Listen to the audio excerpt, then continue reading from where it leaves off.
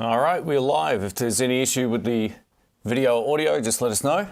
I tested this out before, but that doesn't mean it's always going to work. Welcome everybody. It's been, I think, 2 weeks since the last live stream, so thanks for stopping in. This is a bit of a Q&A thing, and I'll timestamp this in the description after the fact. I usually get a lot of questions after the stream's already finished, so if the live chat thing, if you can't add to it, it means that the stream is over. I just thought I'd mention that, or if you see timestamps. Welcome everybody, we've got Autism Rocks here from Florida, hope you're doing well. Maximum, I'm not sure how to say your last name, g'day mate. All right, Alan. We've got K. Michael, he's from Sebastian, Florida. All right, cool. Folks from Canada. We've got Cowhide Music. How many pedals do I own? It's a pretty good question. Not as many as I would have if I didn't move them on.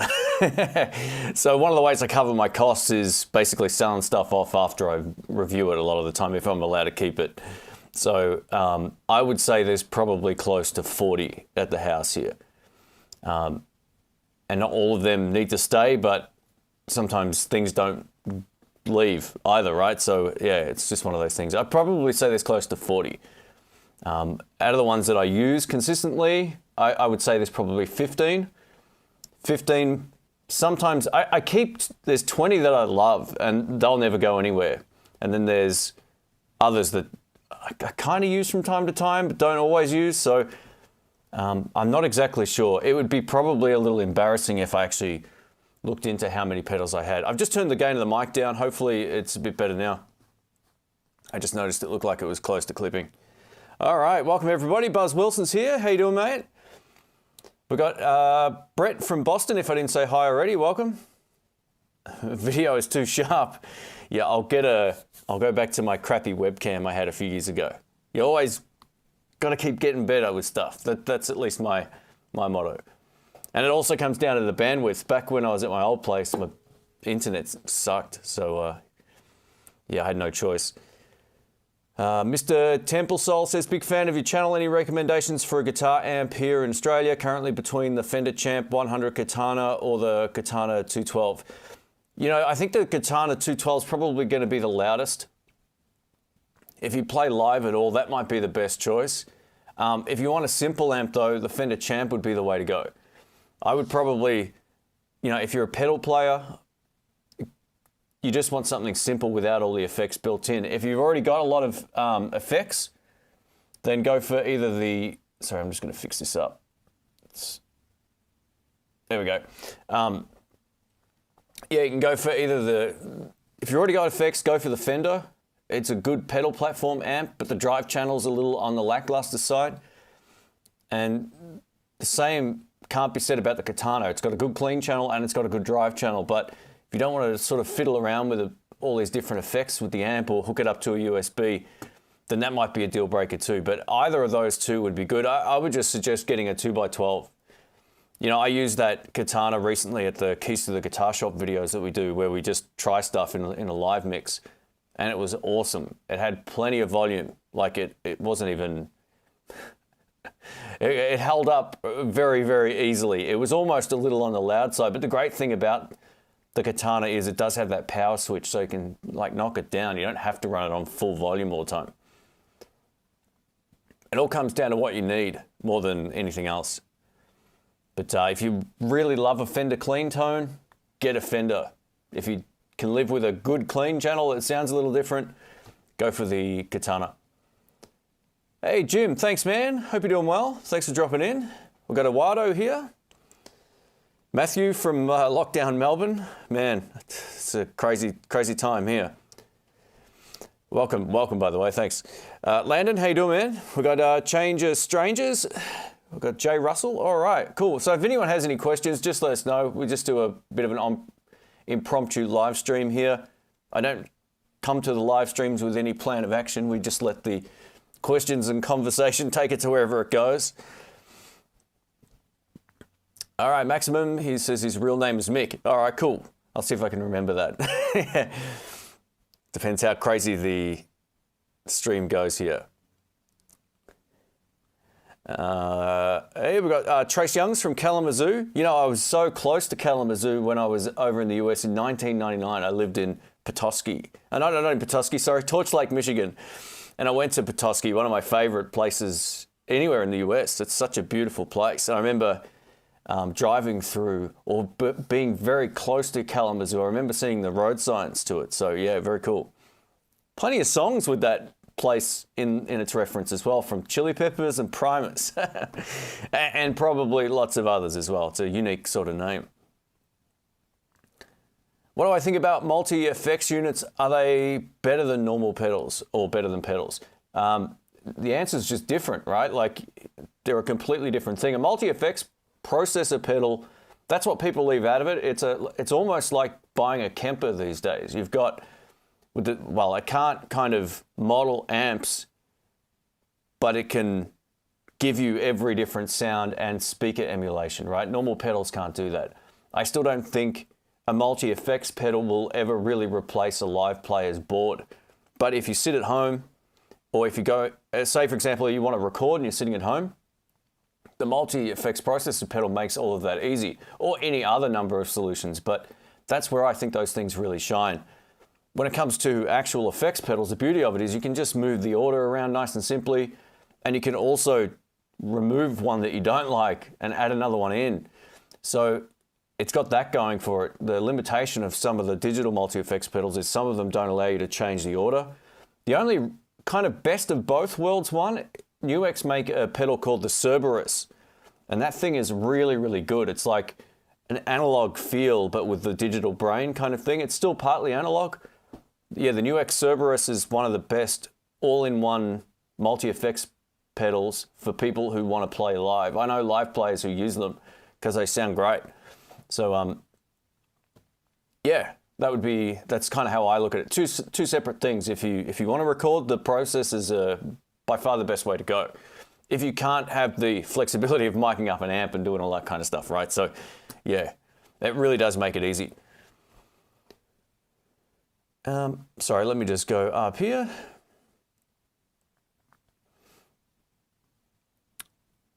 All right, Gary, you're welcome. Christopher from California, very cool. Any thoughts on D'Angelico guitars? You know, that's a brand I've never had my hands on as a lefty. Never seen a left-handed guitar from them anywhere.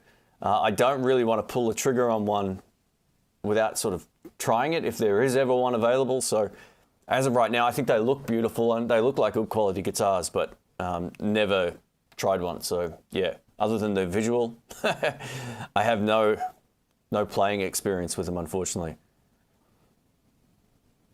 Ones and Zeros says, hope all's well with you. You too, mate. Hey, we've got John here. Welcome, mate. One of our mods, so thanks for all the help, mate. I have 19 pedals bought in the last 10 months. Yeah, that can happen. Don't worry about that. I've been there as well. There was times where I was buying like 2 a month for a long time. Sometimes more. It was crazy. So yeah, it can definitely happen. I'm kind of fortunate now with what I do here. Like when pedals come out, I don't buy them most of the time. It's just people, you know, if I'm interested in showcasing something, they generally send them out. So it's pretty cool like that. But yeah, pedal addiction is real. Just try to get the most out of what you've got, because there's a lot of classic pedals and they're classics for a reason. A lot of everything else that comes out after those are generally sort of slight mods on something, and you can get great tones out of all the classics. I got a box full of Boss pedals down here. They're not for me to keep, but just to review. And it's funny how great they are. And they're like one of the least cool looking pedals in the world for, you know, it's all opinionated stuff, but you know, there's some really beautiful ones out there, but they work, they sound great. So yeah. We've got Maddie from Mildura, welcome. Lawrence from Alaska, awesome stuff. Can I please stream with your potato? I will next time, don't worry. All right, what's my preferred tube? 6V6, EL84, 6L6 or other? 6L6, hands down. I've had them all, and that's by far my favorite in terms of oomph and like the width of the sound and how much more extra headroom you get, all that kind of stuff. For me, the 6L6 is the best. EL84 and 6V6 are a very close second. I'd probably still take a 6V6 these days over EL84. EL84 for me is good in limited quantities. I can't just get into the Vox sound long term. It just, I've had a Vox AC30 and a Vox AC15, and after a while I just got really sort of sick of the sound. And that's just the voicing of that amp, right? But yeah, for me it's more now about that big round full sound, so that would be my preference. Hey, we've got some super chats here. Thanks guys, I'll come down to those in just a sec. Thrash Metal Studios, welcome mate, hope you're doing well. Pedals sound better to me. I have the TC Electronic G Major and it works for live, but man, pedals shine in the studio. Yes, I mean, look, if you're using amps, it's a no-brainer, right? I just meant if you were recording, you know, like if you had to buy one thing to record, the processor pedals are very, very easy these days. Like I got a video coming up, like a how-to guide on how one of them works. It was like, man, this makes it so easy, and it's easy on your ears and all that kind of thing. There are many other alternatives to recording too, so, but that's cool, very cool. All right, Buzz, sorry, Sean, thanks mate. He says, greetings from Chicago. Just spent an hour playing my Highway One Tele through my Victory RK50 and it sounds great. What are your thoughts on the Highway One series guitars? They're awesome. I used to have a Strat from that series back in the day. It was one of the ones where the paint came off really, really quickly. You know, I don't even know why I sold that guitar. I think I had an issue with the hardware on it. It was something to do with the saddles. And for whatever reason, they would always come down slightly. And back then I didn't know enough about guitars to really fix it. This was before I sort of knew you could get this and that and fix it easily. So yeah, I really love the sound of mine. Although I did upgrade it at one point with, I put upgrade in quotations, but I put those Fender Hot noiseless pickups in there from the Jeff Beck ones, and man, they were pretty cool. They might be a bit of an underrated pickup for noiseless pickups, those things, but yeah, the feel of that guitar was good. I actually really liked the original pickups as well. I probably didn't need a pickup swap at all, but it was just at that time I had some and I was like, oh, I'll put it in this guitar. I was trying just to get rid of all the buzz, and now I don't really care about it anymore. But yeah, great guitars, and thanks for your super chat there. You know, I haven't played the Telecasters before, but same thing. I'm sure they're great. The one that I had was like a cream color, almost like a natural finish. I can't remember the exact. If you search for Fender Hot Noiseless pickups, you'll see a video from like 2008 come up, or no, maybe it was later than that. It might have been around 2009 or 10, and it had, that's a really old video of me jamming on that guitar with those pickups. It's still on YouTube somewhere. It's abysmal compared to what I do these days, but it is what it is. So thanks again, mate. Yeah, great guitar, very cool. Buzz Wilson, thank you, mate. He says, Fender Pro Reverb came in 2 days ago. Love it. Been looking for a lightweight 40-watt blackface for a long time, and it's perfect. A little on the bright side, which is easily adjusted. Yeah, I love the top end on it. It has an enhanced top end, and the speaker that's in there really gives it a nice sort of bite on the tops. The benefit of it being a little bit brighter is when you turn it up louder, it's going to stay very it's actually going to give you all the note definition up loud. A lot of the problem with a traditional deluxe reverb is once you crank it, the top end goes, right? You have to drastically re-EQ everything.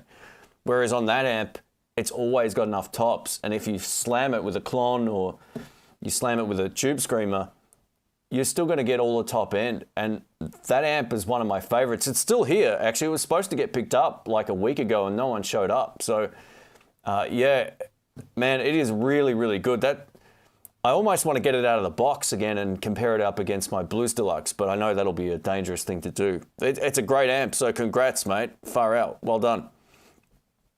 And, you know, brightness can be adjusted easily enough just at lower volume. So just turn the bright switch off and turn the treble down a bit. I found putting everything to 6 sounded great. That was like a good clean sound in a room. It sounded unreal. All right, Jamal, welcome, man. Hope you're doing well. Let me scroll down here, or back up, I should say. PRS was doing well with the Lefty SEs, but the S1 series USA would have been nice to have. Yeah, agreed. I'm not really too sure why PRS don't release like all their guitars in Lefty, at least one in every range. That would make sense. I mean, the problem with guitar companies a lot of the time, they release the same stuff every year. You know, Epiphone was so guilty of that. It's like, you want an SG? How about the same one we've released for the last 15 years? Oh, you want a 335 that you might already own one, but we're going to release the same one in the same color for 20 years. Yeah, they're finally starting to think, oh, maybe they might like something different. So Epiphone have been great lately. They're coming out with lots of great stuff, but that was just an example of, I think PRS are on that thought process. They're not really, they need to just release one of everything. Release a Silver Sky, release everything in the Lefty. Yeah, I agree. I think that would be great. All right, I'll go back up to the questions here. Lollygaga, thank you so much, man. Far out. Appreciate the support. Thank you. Cheers. Hey, we've got Hutch here as well. Thank you for joining in, mate. I appreciate it. Can you tell me why new amps don't all come with an effects loop? Good question. You know, there's a few things in the guitar world that I really feel need to change, and that's that, like, if you take a look at some guitars, right? Gibson, for example, put locking tuners on everything. Now, I've got a good friend of mine who will remain nameless, Rick, who has got one of the best Gibson custom shop guitars you've ever seen, but it doesn't hold tune properly. Like, why wouldn't you want, and this is no criticism of him, this is maybe a criticism of people who are buying the guitars. Why would you dismiss locking tuners on a Gibson? And the same goes for Fender. They're guilty of not putting effects loops in amps because they think the audience that liked them, you know, in 1965 will be dismissive of them if they upgraded the amp. I think that'd be a great idea. So, great question. There's lots of these little weird things that happen in the guitar industry that don't happen in any other industry. So take a 65 reissue and upgrade it with an effects loop. I totally agree. That would be a great thing. I think change is weird in the guitar industry. It's more different in that than possibly anything else, right? So yeah, it's crazy. It's crazy.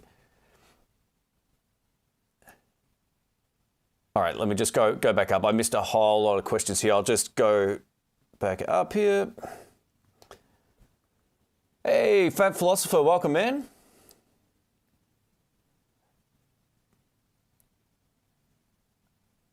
What were you doing living in Upper Michigan? I grew up near Kalamazoo, Michigan as well. I worked at one of those summer camps as a camp counselor back in 1999. I think all those years of watching Friday the 13th and all that kind of stuff, I was like, oh yeah, I can do this. This will be fun. Hey, we got Ish from the Philippines. Welcome. Yeah, that's perfect. Well said, JC. He says multi-effects are a different tool for the job, not better or worse, just different. Yeah, totally. That's exactly right. All right, let me just scroll down here.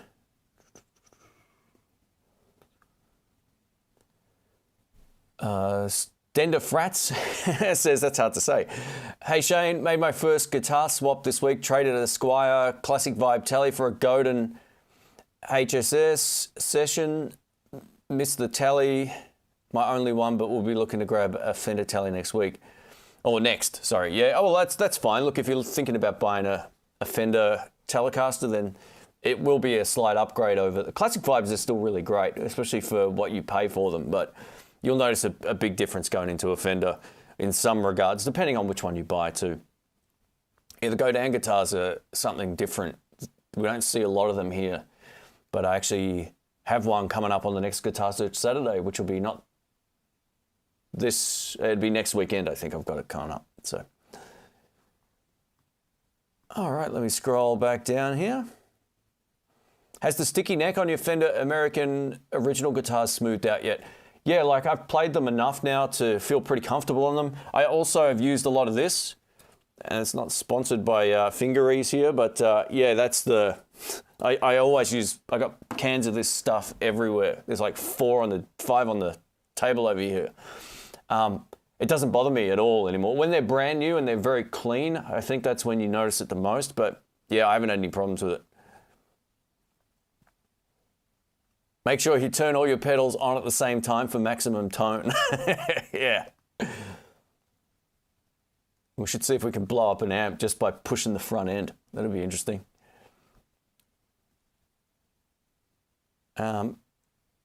Interested in one of the Missing Link audio pedals? What are the strengths of each? Which one did you prefer? So I've tried a few. I think I've tried 3 or 4 of their pedals. If you're talking about the, what was it called? The Peacock Overdrive. I think the germanium one has a bit more of a harder sound to it.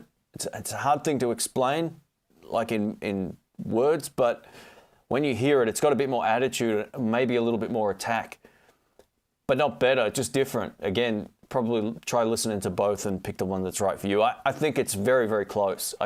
To my ear, without directly comparing them, it felt like the new one had a bit more oomph to the attack, maybe a little bit more like output or something like that. Those germanium transistors do something to the sound. I'm not sure exactly what, but yeah, it does. It just gives it a bit more attack or attitude.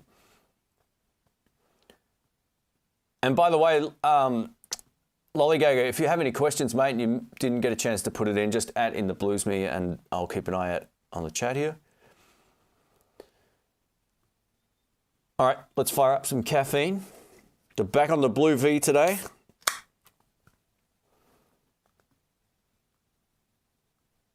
Do I have, this is from Eric. He says, anyone have experience with the Tone Pacific pickups? Compare them with what you replaced. Never heard of them. There's so many pickup manufacturers out there. It's hard to keep a track of all of them.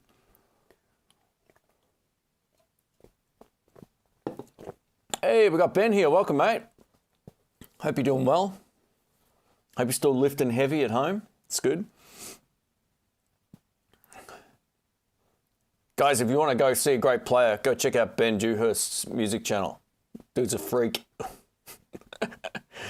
One of those fancy music school guys that knows all the tricks. So yeah, go check him out. Great player. All right, I've got Stu from Oz. Welcome, mate.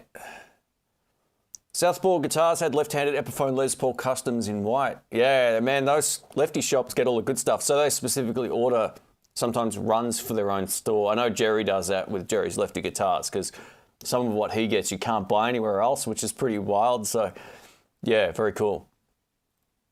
Jesse 80, welcome. All right. Yeah, well, there you go, because this is in regards to the comment about like why some companies don't modernize some of the guitars, because people think it's not authentic. I totally agree.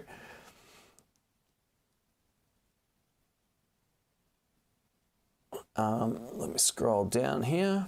Sorry if I've missed your question, guys. Sometimes it gets a little bit hard to keep track of everything here. Marcus, welcome. Thanks for being a channel member, by the way. Says, thanks for doing the update on Harley Benton. No worries. I got 2 more videos coming up. I haven't filmed them yet, but I've written a really cool backing track for the Tally one that I've written it, but I haven't recorded it yet, but I think it'll be really good. It is cold in here today. What's your thoughts on Charvel guitars? Yeah, I actually really like some of them visually. I haven't had a chance to play one yet. That may change in the very near future, so hang in there. Change Strangers, thanks, man. He says, the Fender Player Plus series, thoughts on the release hype. Every other YouTube guitarist was doing release on it on the day, a bit overwhelming. Yeah, this is another thing that's really strange. Like in the guitar YouTube world, those mass release videos go over very differently to how they do in the camera world. Like I do tech reviews as well.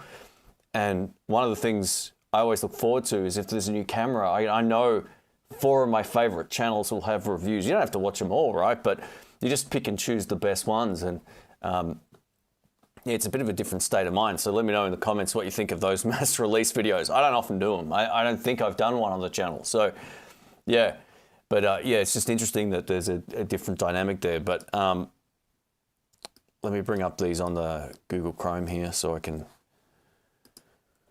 just double check we're on the same page. Sorry, just one sec. Yeah. So, all right, so I definitely haven't either had these in my hands yet or played them. So it's interesting that it doesn't really look like that much of a different guitar to a lot of the others, but I thought that of the American Pro 2s, I thought, oh, here we go. Another guitar that's going to be the same as all their other ones, but it wasn't. It was actually a better guitar in the hand. It felt sort of played in and very good. So I hate to sort of give you a non-answer, but I'm not really sure. I haven't tried them. So yeah, I'm looking at it now and it looks pretty good. I don't know if we did one of these on a video. No, I don't think so. I don't think there's anything of this on the channel. So yeah, sorry, mate. I don't think this has been something that I've had my hands on or even seen possibly. Or maybe I've seen it, but I don't know. So no, sorry, mate. Hang on, was this a recent release or is this the one that came out a little while back? Let me just double check. Oh, sorry. Okay, so you're talking about the latest release one. All right, sorry. I think I was thinking of what was another one that we had? Anyway, there was another range of Strats that came out a while back. I was thinking of those, like they had more of a modern vibe to them, but you know what? I've not watched any of these videos. Not a single one of them. So yeah, that's my thoughts on that. I'll check it out and I'll let you know. Sorry, I get confused. So many different guitars that came out. I saw all those videos pop up on about the handful of guitar channels I follow, and yeah, I didn't actually end up looking at any of them. Hey, Peter Greg's here. Welcome, mate. Awesome live stream. You're the best. Thanks, mate. I was on yours yesterday. Was it yesterday? It was yesterday. So yeah, you always think it's really late my time. It's like lunchtime when I'm on your stream. It's right about this time. It's nearly 1 p.m. So hey, thanks for dropping in, mate. I appreciate it. All right. How important are preamps? Preamps in what? Pedals, amps? More info.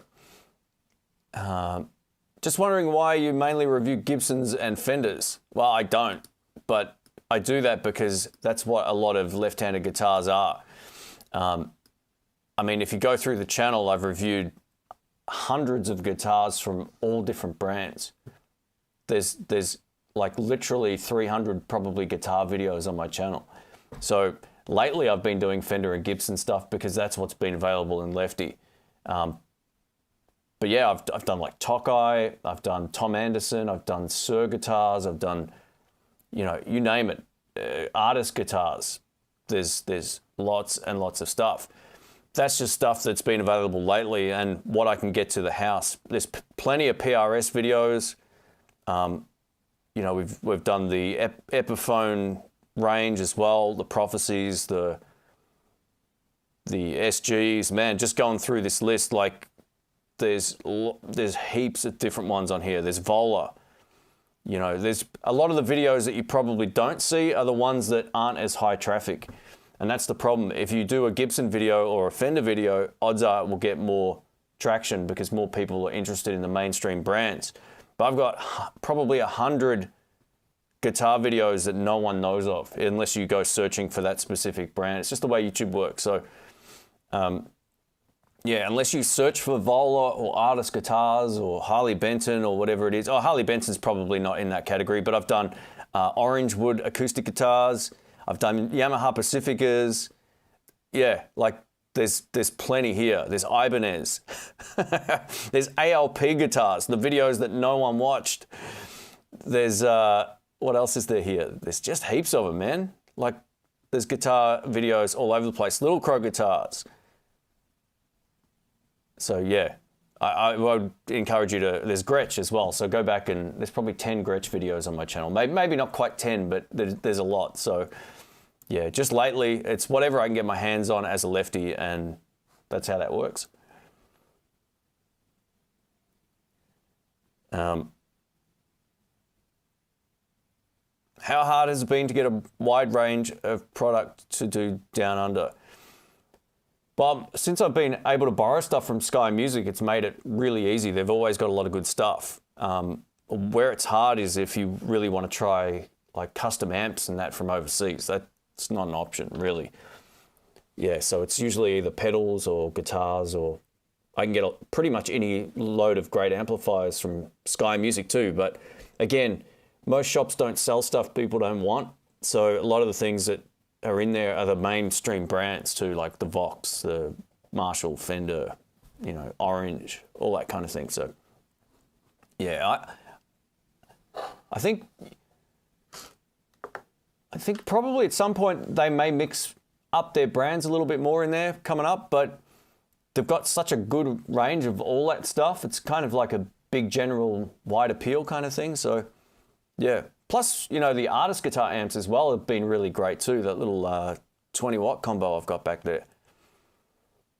But yeah, I think what the problem with YouTube, as from an audience perspective, you only see what gets pushed. You don't see all the other stuff that I do. And it's frustrating because I've done like some of the best gear that no one watches. It's like, it's a great video. I put a lot of work into it, but the brand name's not there. So when your subscribers don't watch it, no one else sees it. It's really strange.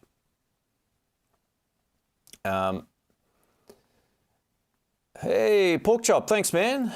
Hey, Shane, do you think vaccinations will be mandatory for jam nights, etc.? There are rehearsal spaces here in Sydney that are talking about no jab, no entry. Hey, thanks for the super chat, mate. Look, I have no idea what they'll do here. All I know is it seems to be a little crazy in Australia at the moment. Now, I've seen a lot of people asking, is it all right here in the comment section and stuff, and it's just bizarre. Like, and I notice it's also a lot of the other Commonwealth countries that have had a lot of problems. So I don't know what that tells you or not, but yeah, it's a real interesting time. So I don't know how that kind of stuff can be policed by venue owners, and if they'll even want to do that. I would like to think that venue owners they probably will like business irrespective of who's coming in. Because after being shut down for 18 months, like, tell me they're not going to be desperate to make their money back that they've lost, right? So, yeah, I don't know. I'm not smart enough to really know about all of that kind of stuff. So, but that's just my thought on it. It's crazy. It's a crazy time. And thanks for the support, mate. Oh, man, I'm getting cold. All right.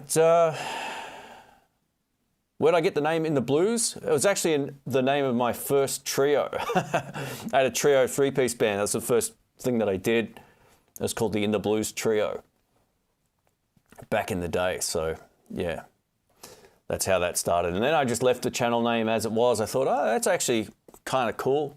It was unique and different.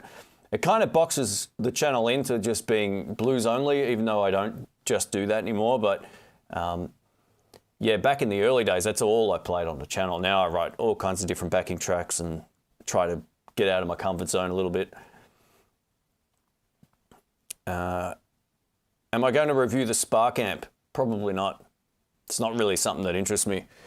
I don't review everything that I get opportunities to review either. I'm not like that. I could do that, but it's not fun. So I'd rather just do the stuff. Anything you see on the channel is something that I'm actually keen to showcase or that I was keen to try out or test. So I don't just do stuff. I mean, sometimes also it's partly because I know the audience will appreciate it. So I've had a lot of requests for the Spark amp, and that might be something down the track, but I'm not into the whole digital modeling realm as much anymore when it comes to menus and phone apps and stuff. I don't want to do any of that stuff. That's why the Tone Master's appealing. You plug in and you can play. You don't have to fiddle with much. So for me, that's really cool. But yeah, I don't know. I've sort of resisted doing that. That was one of the first times I got asked to sign a non-disclosure agreement, I think, was with the Spark, and I just said, forget about it. I won't do that.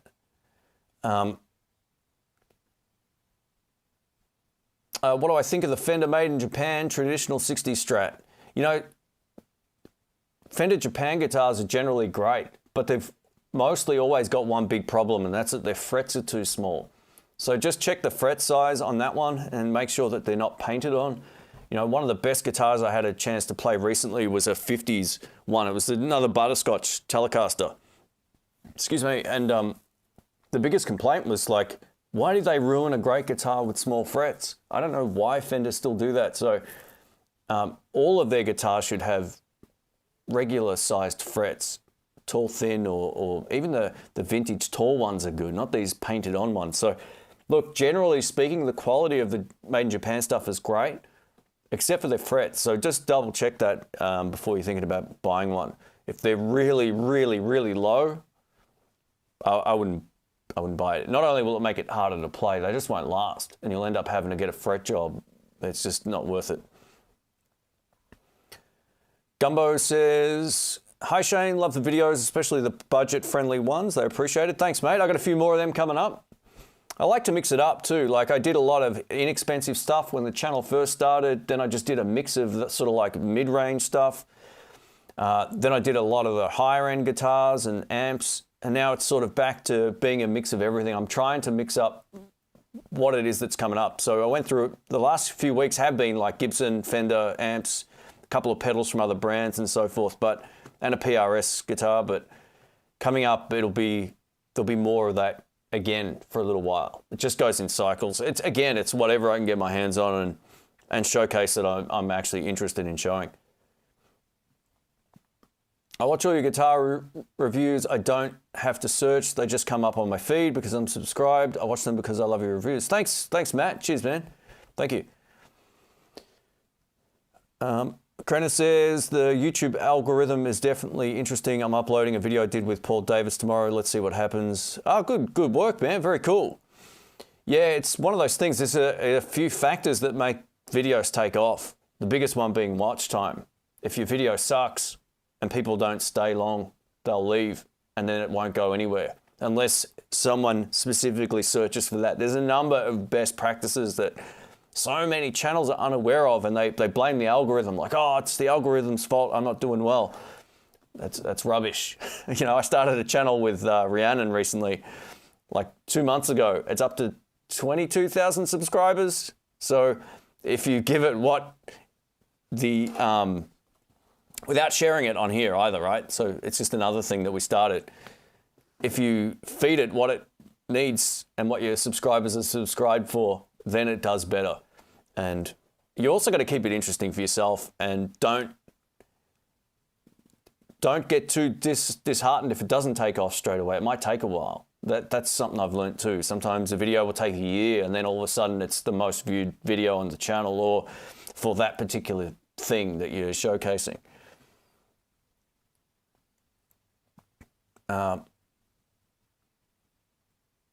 What's it like? Oh, I think I already answered that. Frank, sorry, mate. Any opinion on Strandberg? I really love mine. You know, they're beautiful. I've seen them at guitar shows. I have never played a Lefty, but after like seeing them at the guitar show that I went to in Melbourne a couple of years back, they're really cool. You know, I did a guitar search Saturday at the Melbourne guitar show. I can't remember which one it was exactly, what episode number it was, but I showcased the Strandberg stuff on there. It was beautiful, absolutely beautiful. Hey, Grumpy Digger, welcome, mate. Thanks for joining in. Thanks for being a channel member. He says, caught you again live. Wicked, thanks, mate. Appreciate that. Yeah, we're going to go for about an hour today. Got about, or maybe just over, maybe an hour and 15. So, yeah, you caught us probably at close to the halfway point here. Thank you, mate.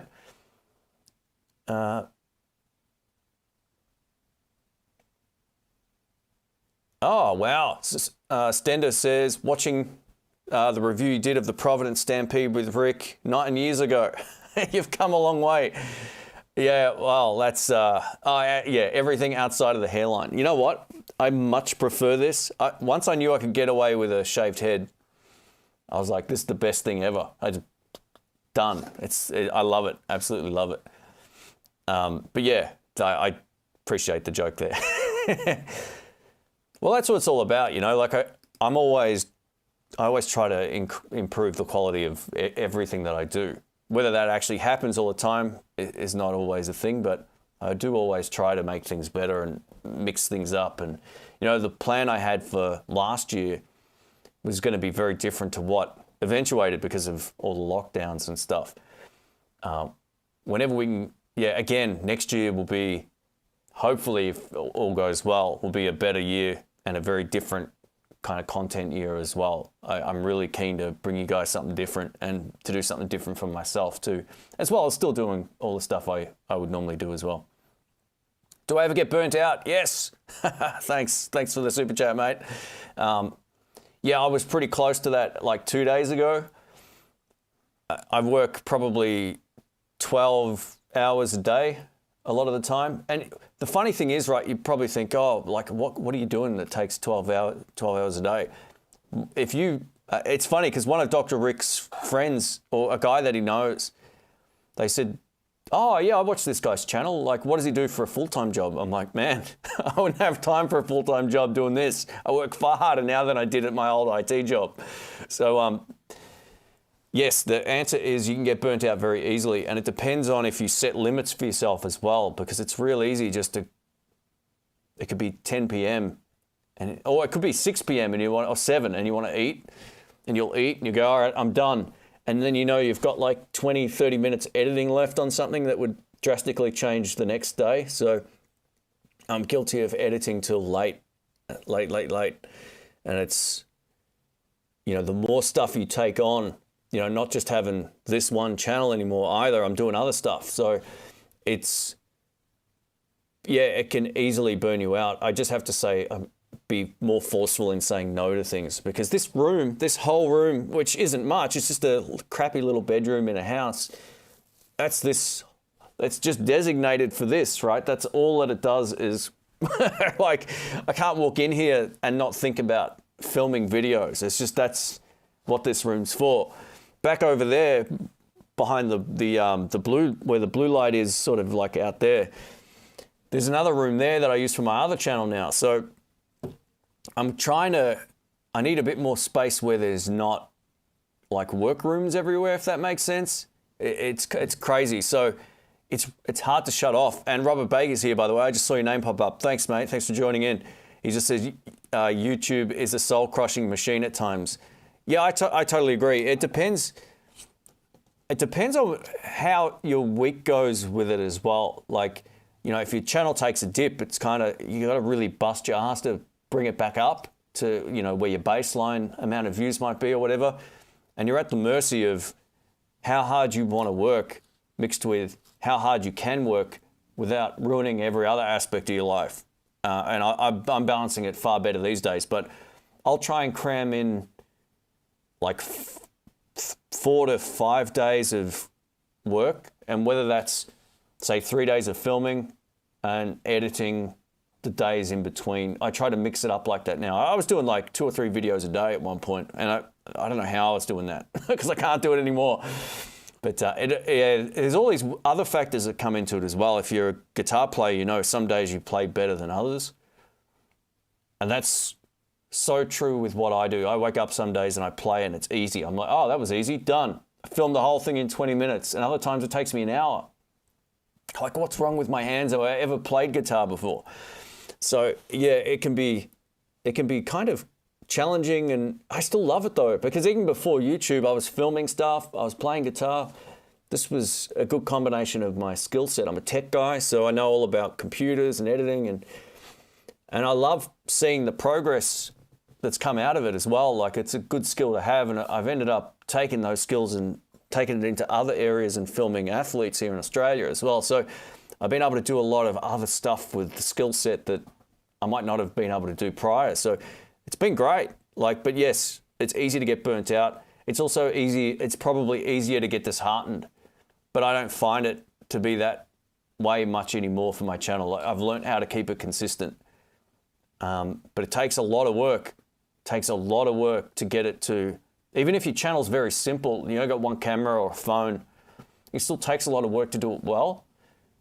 Pumping out content that's no good isn't going to help you. And I always try to meet my own standard. I've deleted probably 5 videos in the last month that I finished. I watched them back and went, this sucks. And I deleted it and did it again. So yeah, one of those videos, believe it or not, was the Fender Pro Reverb. The first video I did was awful. So yeah, the playing sucked. It was just no good. Anyway, so thanks for the support. And I'm sure Robert Baker knows all about that. You know, he recently set up like a new studio for his filming. I've wanted to do that for ages. I nearly rented a space last year because of this as well. So yeah, we're right on the same page with that, mate. But the problem I had with doing that, I didn't want to leave a lot of my expensive gear at a place that could potentially be a little unsecure. So it's, yeah, it's, I don't know, man. I'd have to get insurance as well for somewhere else. Anyway, I love it. Otherwise, I wouldn't do it. It'd be that simple for me just to start going into building. I mean, I've got other things I do as well, but yes is the quick answer. It's easy to get burnt out.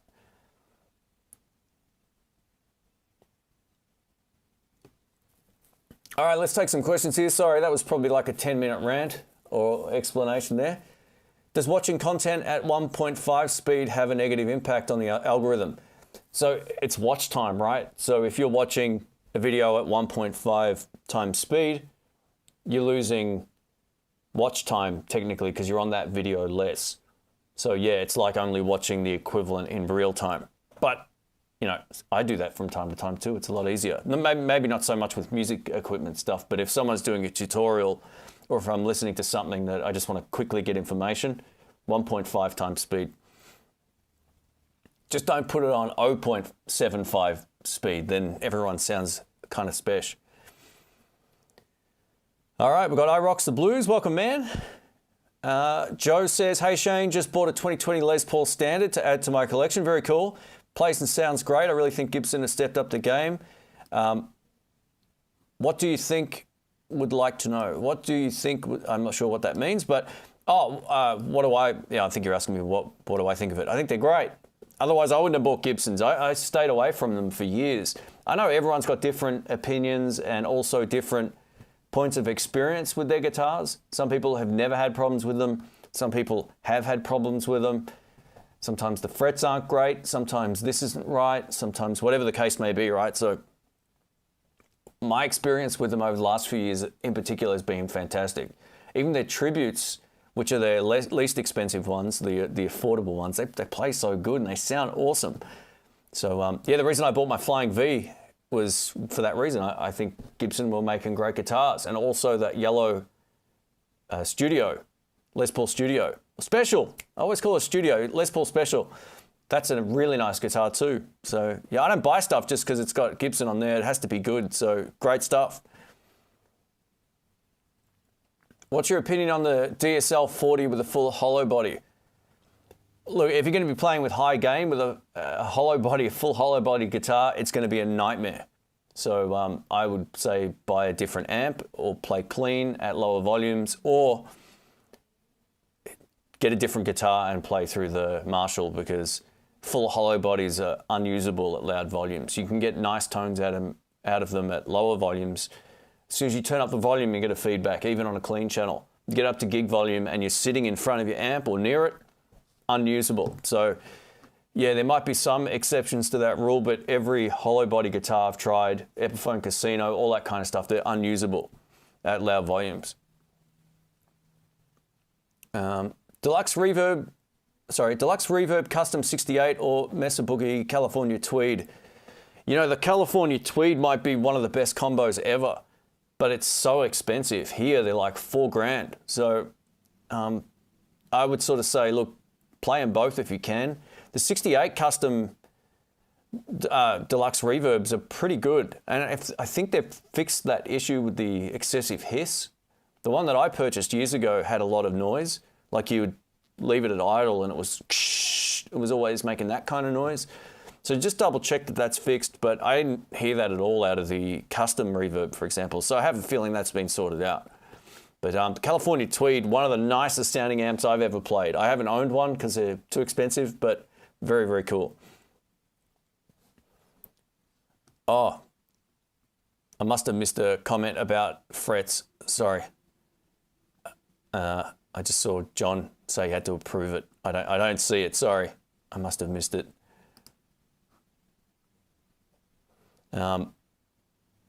Hey, Corey K, welcome. He says, I've never had time to catch anybody live. Finally get to hang out with the other guitar nerds. Thanks, mate. Thanks for joining in. All right.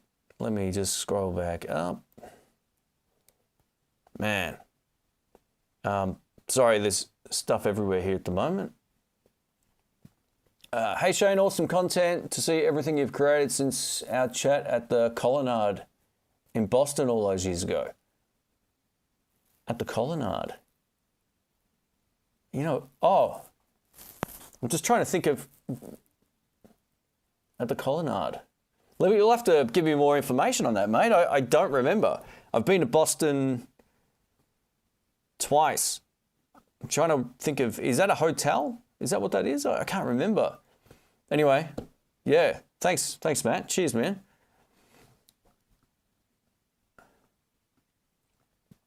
Yeah, insurance can always get upgraded if knocked off. Yeah, I mean, this is if I'm gonna like rent out a space at some point. It'll be something that should probably happen, just to free up some house again would be good.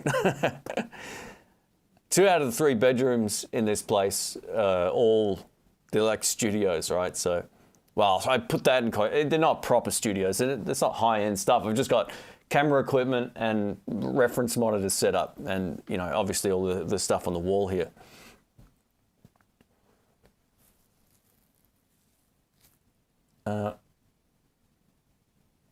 Went down the string rabbit hole. What string gauges do you prefer? So I used to play 11 to 48, 50s, or something like that. But now I'm just playing 10 to 46, the Diodarios, because they're the cheapest. I don't really care too much for brand name on strings. Either those or the Slinkies are really cool too. What are they called? The purple. Anyway, yeah, they usually Diodarios now because it's just easy.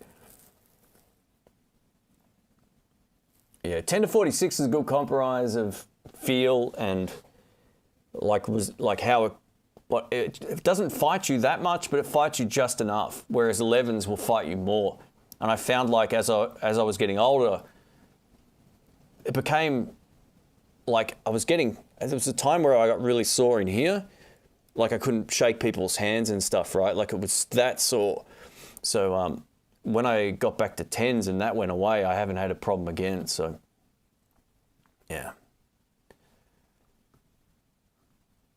What genre do you play with the most outside of blues? So if I'm just jamming, I love jamming over funk stuff. I love jamming over like stuff that would be technically like a Dorian feel. I really like those minor feels where you can kind of play some funny notes in there. I'm not much of a technical wizard on guitar. I don't really like get out of I don't play like prog rock or anything like that. It's not really my thing, but I really love funk. I really love blues. And I also really don't mind playing some of the old Creedence stuff. You know, all that kind of thing for me is a lot of fun. I don't mind doing covers occasionally, but it has to be good covers. You know, like the blues-ish rock tunes for me. I love that kind of stuff. Yeah, Robert says, can't recommend renting out space enough. So far, we've been loving it. That video was awesome, man. Well done. Yeah, it was. It's definitely something on the cards. But, you know, it all comes down to the question of, you know, once we can, do we stay in Australia long term? That's something that's been going through my head now, the way things are going. So, yeah, we'll see how we go.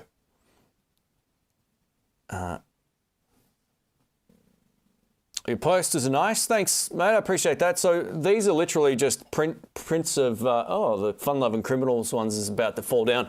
These are literally just prints from Google. And I blue tack them on the wall. So that's how that works. I get them laminated with like a matte finish. I used to have, maybe a couple of them might still be gloss, but most of them are now matte because they don't reflect the light back like the other ones do, and it made it a lot easier to film. And it's just a cheap way of getting some vibe on the wall, like rather than just having, my guitars against the wall or something. Because when you rent here, you can't just drill holes in the wall. It's very different in Australia. So, that was a good way just to get some vibe. And I can mix it up too, which is what I like about it. Just, being able to rip things down and putting things up. I actually have a good plan to sort of change half the wall to one type of theme and the other side to something else, and we'll do that coming up. Pack your bags, head to Idaho. I always say Idaho, Ohio. Why do I have trouble saying that, mate? I always get those two confused in the brain. Yeah, man, don't worry. I'll be out of here as soon as I can. There's a trip in credit. There's a flight sitting there if all the airlines don't shut down and we're locked in here forever. But yeah, mate, I'll be getting out of here. Don't you worry about that. That idea we had, I ran past you a couple of years ago, or now I guess, or a year ago now. We've definitely got to do that, mate. I think that'll be one of the most fun videos. So yeah, if you can't remember, I'll shoot you a message later. But hey, we've got Zach Thong here. Welcome, mate.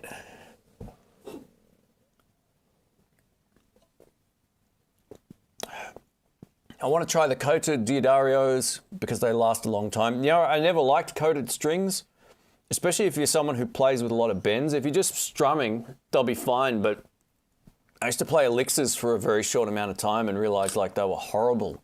They're very slippery as well. And that can work for chords. But when you want to get under a string and really bend it and rip it up hard, it doesn't really feel very good. So don't waste too much money on strings. Just get ones that don't break easily. One of the most underrated ones are the Fender Bullets. They're really hard to find, but there's something really cool about those strings. If you can get a good deal on those, just do that. It's easy. Hey, Jeff. Thanks, man. This is Texas. Yeah, I'll be in Texas. I'll be getting some stuff done down there whenever I can travel. That'll be awesome fun. Buzz says if you move to the States, it would have to be Texas. Look at where most of your followers are from. Yeah, there's an interesting split of states when it comes to the US audience here. Yeah, a lot of people in the South, a lot of people in California, and also in New York as well. So yeah, it's a good split from the southern states, from sort of Florida to Texas and all that kind of thing. So yeah, look, we'll see how we go. We'll see how we go. It's one of those things where I just can't wait to go do something. It's been too long here. It's just crazy. I look at all my friends overseas and I'm like, man, what are they? It's a very, very different state of mind here.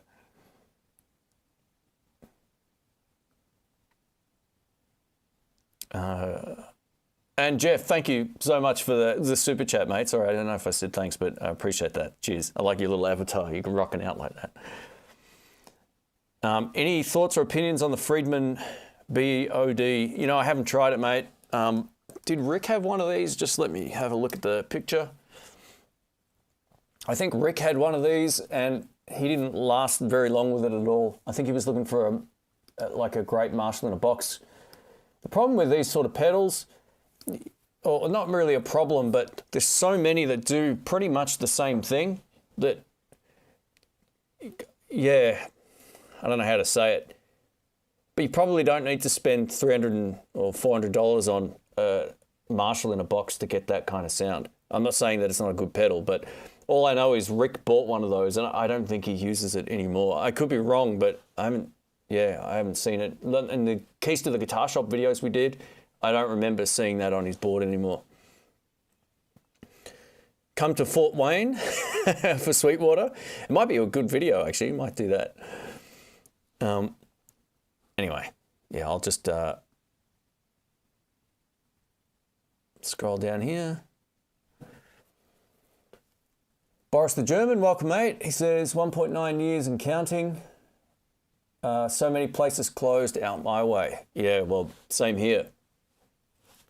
Yeah, it's insane. Yeah, sorry to hear that, mate.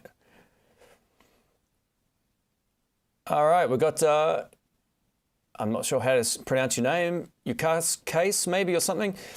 Stumbled upon you for the first time accidentally. Welcome, greetings from Finland. Hope you're doing well. Thanks for joining in. I do add subtitles to my videos too in Finnish, so if you, at least in the last sort of 20 or so, if you, I don't know if anyone ever uses the subtitles, but let us know.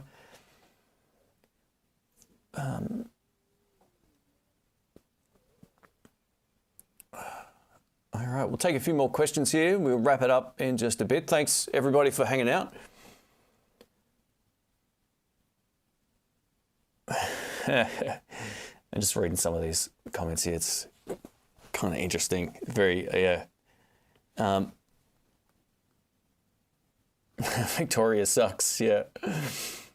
You should try the new Vox Pedals. Yeah, I don't know what it is about Vox Pedals. I've tried some of their older ones. They were this really weird, like 1960s looking plastic thing that they had out maybe like 10 years ago. And they were pretty underwhelming. What were these ones called? I'll just type in new Vox Pedals here and see what comes up, because let's have a look. Okay, so, all right, there are new ones, because the old ones, yeah, I see the exact old ones that I tried in the shop years ago.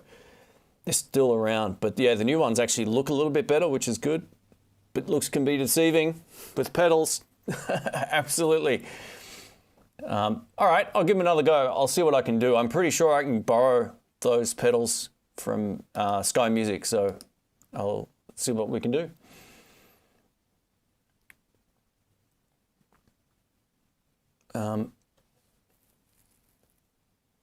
Let me scroll on. Just moved up to Queensland. We haven't been in lockdown for months. Yeah, well, you're lucky, man.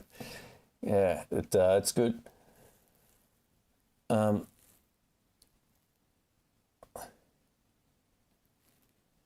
the Vox YouTube Copperhead. Is it the name of that pedal there, is it? There's one called Mystic Edge. Oh, yeah, I see it. All right, cool. I'll just get the range of them and give them a go. It might not be for a few more weeks yet. I've got a couple more. I think I've got 2 weeks of videos already ready to go. I'm usually about 2 weeks ahead of what you see. So like when I get, except for stuff that I like slot in, if I'm given something that's new, I'll tend to want to get that out sooner. So like when Fender let me borrow the Super Reverb, I was like, oh, that should go up sooner than after. And I'm glad I did, because it got a lot of traction. It was really cool. Hey, we've got Lincoln from Florida. Welcome, mate. Hope you're doing all right down there. What do I think is the best budget-friendly pedal brands? So there's a few. Some of these have gotten more expensive over the years, but you can still buy like the less expensive ones. But the Behringer range, probably the most underrated range of pedals, even though they are plastic. They're great. I used to gig with the TO-800 for ages. It was really good. Kalin make great stuff as well. It's just C-A-L-I-N-E. They make really cool pedals. See if you can find yourself some Delta Lab pedals. They're probably a bit harder to find now, but they're awesome.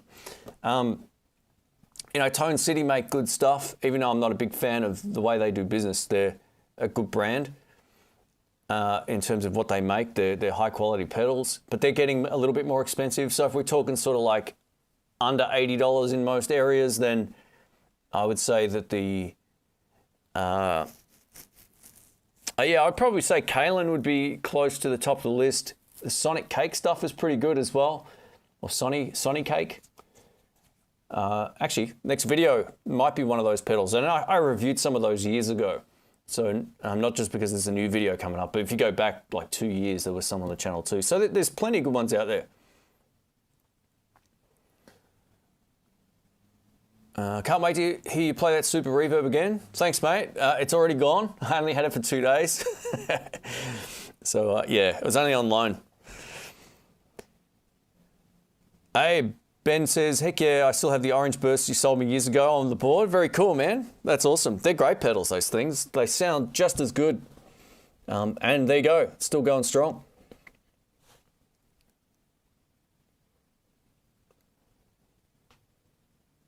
Anyone rips on Australian makers to put in a Les Paul Gibson standard? Australian...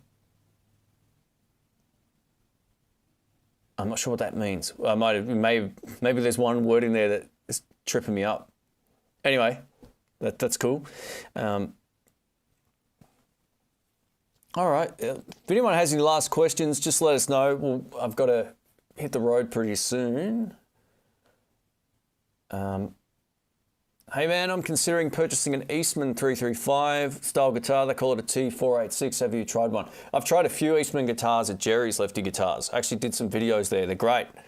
I put them in the list of some of the best inexpensive 335 alternatives. So you can check out that video. It's online. If you also type in Eastman and In the Blues, you'll see some old videos pop up when I did some videos overseas. So yeah, very cool. I don't think there's really anything to dislike about Eastman, although they're getting more and more expensive. So if you can get a good deal on one, excuse me, do it. They're very good. Ah, there we go. Grumpy Digger. Let me go back up. All right, so he's basically saying that put in a set of Gibson humbuckers in an Australian guitar, right? Well, you can do that. I mean, this is what I don't get, man. Some of the Gibson pickups, a lot of people are like, oh, they go down this weird rabbit hole trying to find third-party pickups. I've done that so many times and just blown my dough on pickups that were no good. And not to say that there's not great third-party pickup builders out there, because they're great, but there's a reason why some of them are household names, you know, and it comes down to just a collective trust in something that gives you something back. And yeah, man, I bought so many pickups for one guitar over the years, and they were all worse than what I already had in there. Maybe it was just me, but yeah, Gibson humbucker in anything will sound like a Gibson humbucker. And that's usually a good thing, unless you get those sort of weird high output ones. But the PAFs are so good, and the burst buckers are even better. Burst buckers, man, so good.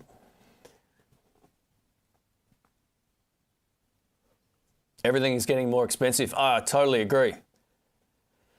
Yep, it always does. What radio stations do I listen to? You know, not so much anymore. I'm usually listening to something online through my phone.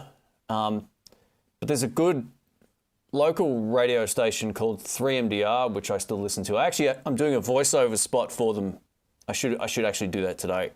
It's another thing I forgot to do. They asked me to do a quick announcements thing, and I said, yeah, I'll do that. We've played live on their radio station before. It's really cool. It's 97.1. PBS and all those ones also have good shows on occasionally. The problem I have with some of the hosts, they're really boring. It's like, and then we're over to the next song. They all sound like that. Like, what happened?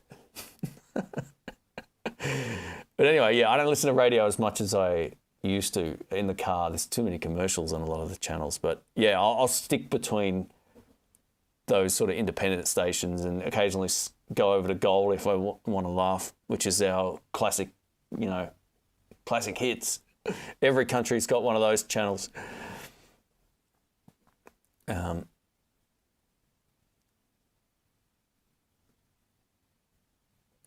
Gibson copies, why not buy something better? So I'm not saying Gibson copies, I'm saying Gibson alternatives. So if you can't afford a Gibson, that's exactly what the FGN is.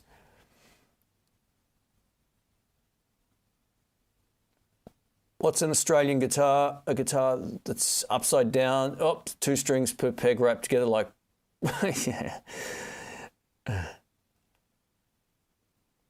Yeah, Kiesel guitars are great. I had no expectations of them, and they weren't really on my map up until Brandon from Kiesel said, "Hey, we want to build you a guitar. What would you like?" I was like, "Aren't you a metal company? Like, why would you?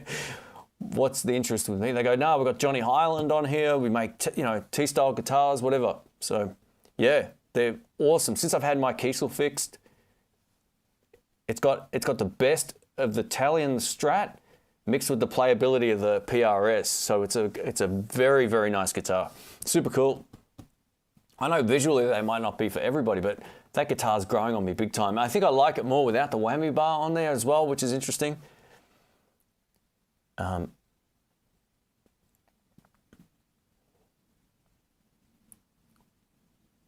What player is wowing me right now? I've gotten back into, well, it's not someone new, but I love Tommy Castro's music. He's been one of my biggest influences, like, for guitar. He's such a great player. Even though I don't really play like him, it's just a very inspiring sort of dude. I've been really getting back into watching his YouTube channel again. Great singer, great band, great guitarist, just good songs. So, yeah, I've been listening to a bit of him. Also been listening to a lot of James Brown again, which is something that's sort of been hanging around for the last, I don't know, maybe 2 months or so.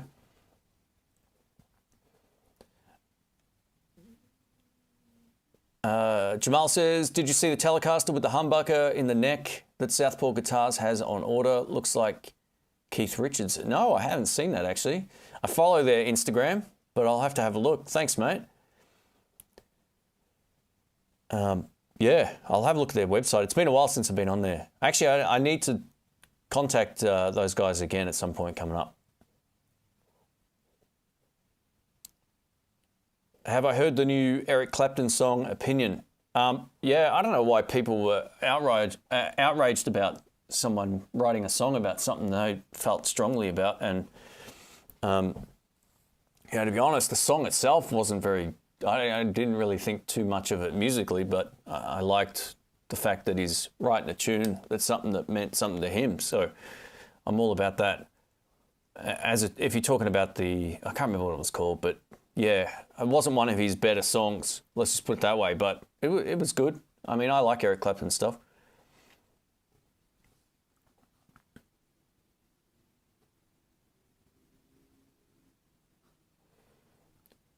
Met Tommy back in the 90s.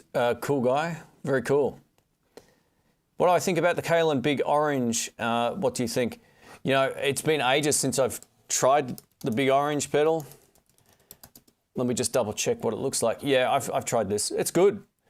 You'll probably find most of the Kalamazoo stuff is comparable to whatever it is that they're sort of building it based on, right? It's a clone of another pedal. I can't remember exactly which one this is. If it's what was it? I can't remember. I've probably demoed like 25 Kalamazoo pedals, maybe more. I can't remember. I'd have to watch my own video to recall. But I remember taking the thumbnail here. I can't remember. Sorry. I know that's... But yeah, the Kalamazoo stuff's good. If you're looking for something inexpensive, it's hard to go wrong. Their pots are actually good, and the build quality is good.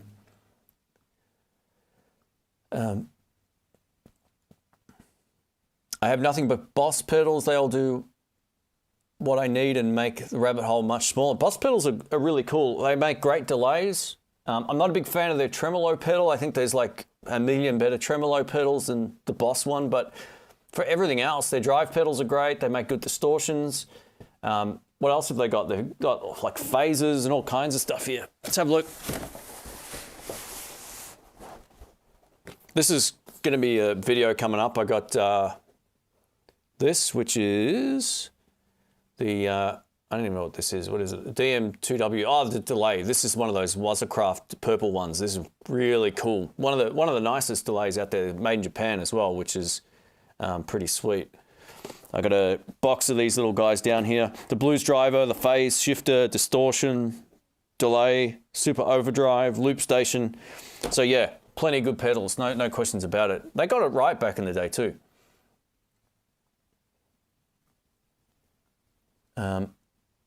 Quick one. I have one Tele.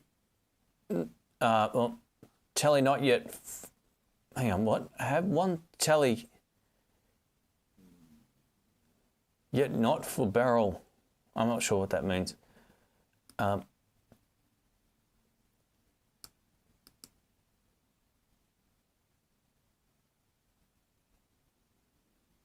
Yeah, I'm not too sure what you mean, Grumpy. Sorry, man. Yeah, I don't know. I'm trying to work that out. Try again, mate. I'll keep an eye on the chat.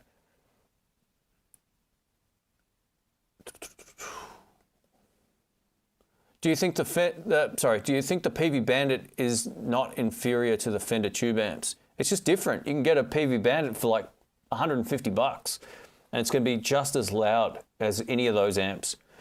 So it's not that it's a better amp, but you get great tones out of it, and it costs you nothing. And unlike a lot of other solid state amplifiers, they've got good speakers, they're giggable, they chop your head off if you turn them right up. The drive channels are usable. They're a very, very good alternative to spending big bucks on an amp. And buying them used is by far the best way. I've never said they're a better amp. They're just a great alternative. So if you want something you can just leave in your car all week until you use it the next weekend, PV Bandits, they're like bulletproof. All right, we might wrap this up. Could never give up my 76 twin model compressor, best ever. Very cool, man. That's very nice. The DD3. Yeah, DD3s are great pedals too, Hank. Very, very cool. Yeah,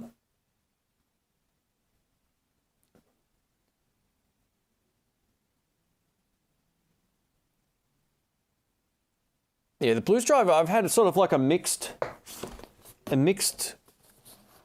experience with over the years. It's a pedal that I never liked as much as like the yellow Overdrive pedal or even the OD3. And I didn't like it as much as most of the other pedals that I tried, but everybody loves this thing. They love the Boss Blues Driver. So it's been probably 10 years since I've played one of these. And it's also been, you know what? I don't know if I've actually played a non-modified one. I played a modified Blues Driver. Maybe that was part of the problem with it, but I can't wait to try this again. I'm going to have a whole lot of these videos go up over the course of the next few months. They won't all come up at once. Once I get around to filming them. But yeah, the Blues Drive is something I'm keen to revisit, because as your ear improves or your playing improves over time and your ability to know what you're looking for tone-wise, I have a feeling I'll like it a lot more now than I did back then, because I was more into a tube screamery kind of sound. I have a feeling this is going to be pretty cool. So we'll see how we go. I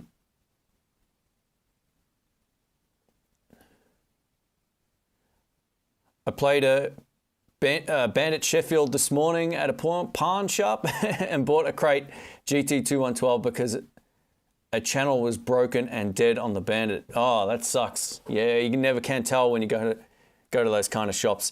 I've seen some amps in those stores that shouldn't be. I don't know, like, why the store purchased them. You know, like there's a speaker missing or something. You're like, oh, come on, man. So, yeah. Randy Johnson says, the Gladio SC or the Prince of Tone? You know, I don't own a Gladio.